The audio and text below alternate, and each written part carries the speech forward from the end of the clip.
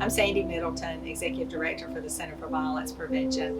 This is a big year for CVP as we're celebrating our 35th year of service for victims. So you're going to see a lot of celebrations, a lot of memories that are going to be posted on all our social media. So please join us in celebrating this important landmark.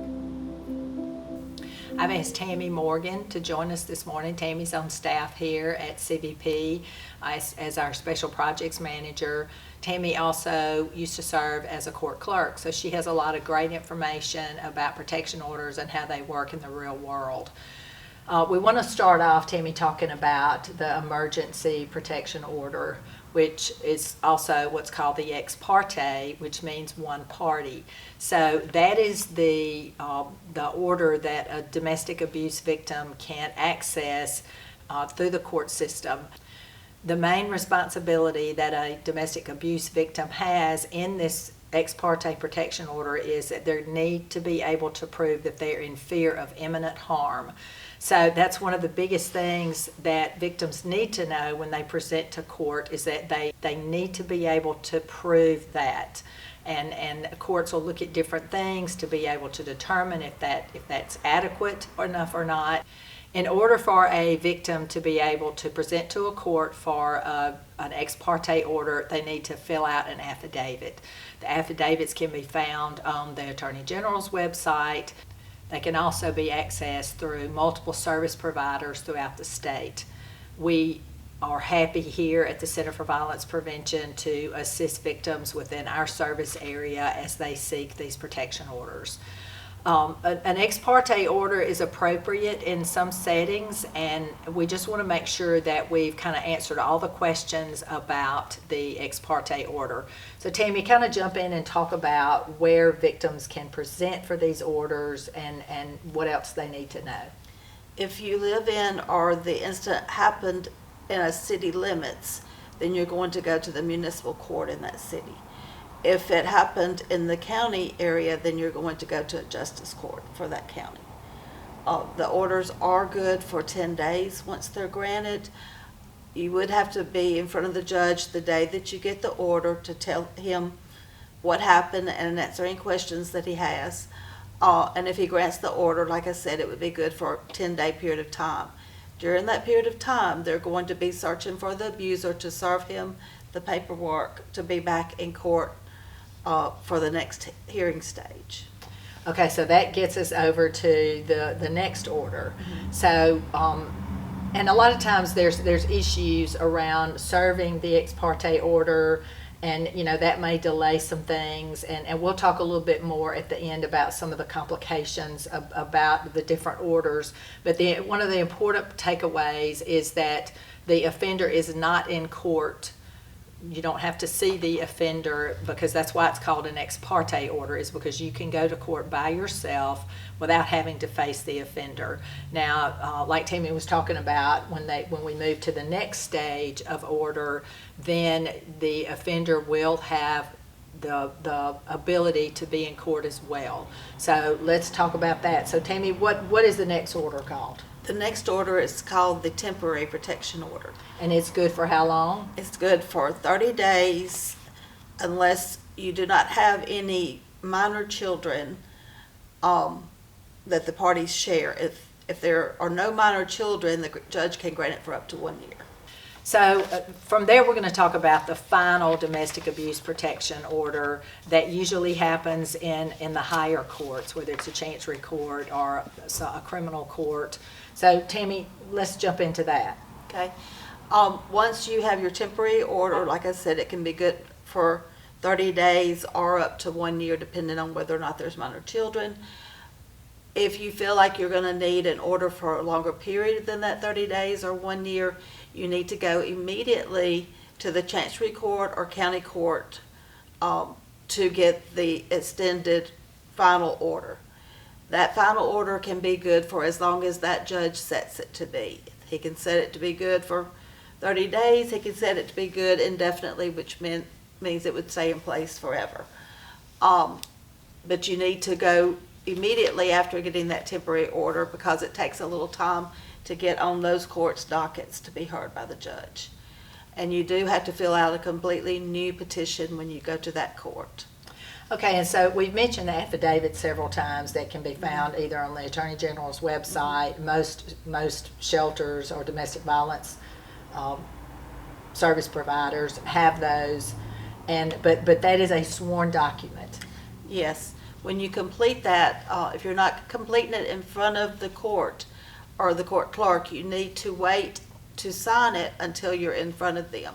You can go ahead and fill out the petition. It's several pages long, but do not sign anywhere until you're in front of someone that you can swear it to.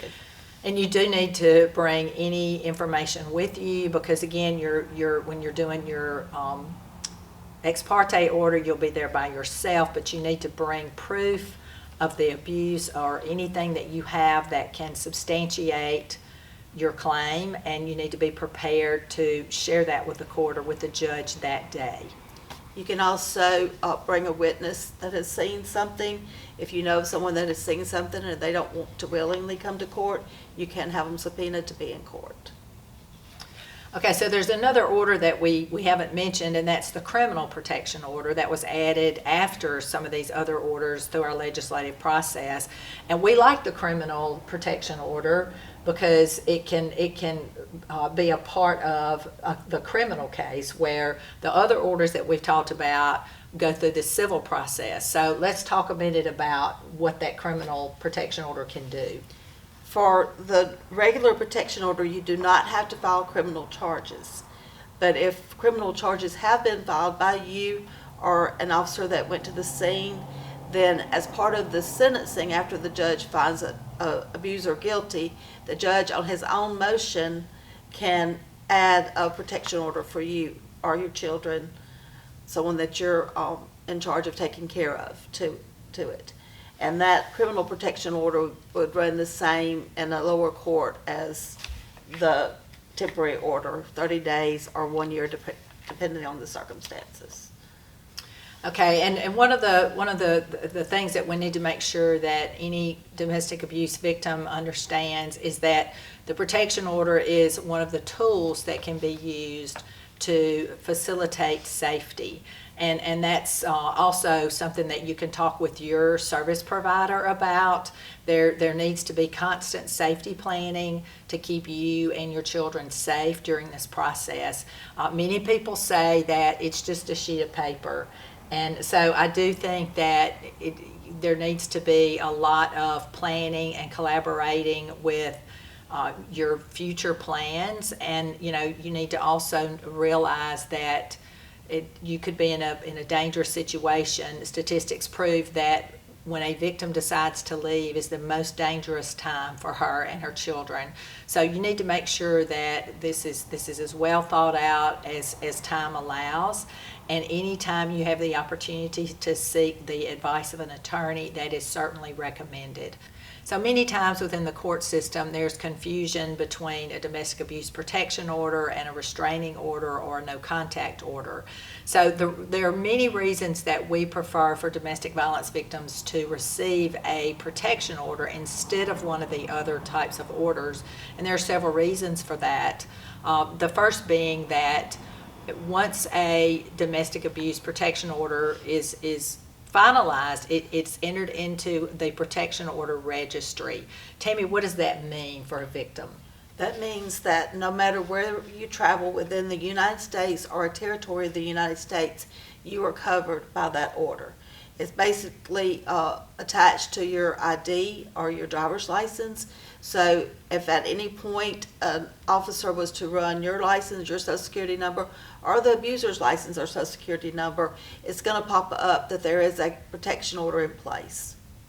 And it's also a warrantless arrest. Right. So if there's a follow-up to incident with a domestic violence victim and offender, and like Tammy said, that pops up on when the identification takes place, then that can be an immediate arrest. Where you're looking at a restraining order or a no contact order, there's a process that has to happen. The police officer needs to get a warrant, and that can sometimes take time. And we know that these, again, are dangerous situations, and so the domestic abuse protection order facilitates a warrantless arrest, which can definitely keep the victim safer. And another important thing about a no contact order versus a domestic abuse protection order is that that no contact order is only good inside that jurisdiction in which it was issued. So if you live in Hinds County but work in Rankin County, and or vice versa, and you get a no contact order in Hinds County, but he's bothering you on your job in Rankin County, that no contact order is not in effect there. Correct, and those are all really important things when it comes to the safety of the clients that we're working with. So anytime you have questions about any of these things, you can reach out to the Center for Violence Prevention. You can text us through many of our instant messages, through many of our social media platforms, and you can also call our crisis line number at 601-932-4198. Thank you.